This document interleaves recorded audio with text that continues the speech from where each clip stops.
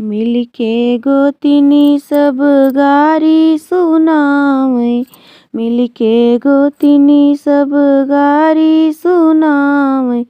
दुल्हा से करेली सवाल, बरतिया खाए जा रे। दुल्हा से करेली सवाल, बरतिया खाए जा। हम त सुने तोहरी बहिनी उड़हरी गई, हम त सुने तोहरी बहिनी उड़हरी गई।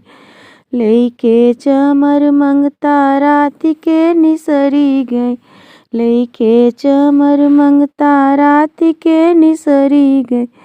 बहिनी छिनारी के खोजे ना भतरवा, लागल 16वां साल।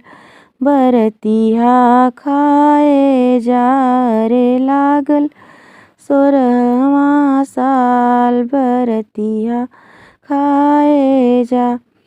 माई तोहार रोज जाई लोहराने, भौजी तोहार पड़ी रही कोहराने।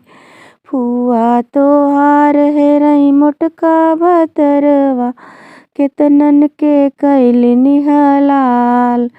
बरतिया खाए जा रे, केतनन के कैलनी हलाल। बरतिया खाए जा। लइके बरतिया में आए मेहरवा, फोर कचौड़ी तनी देखी चेहरवा।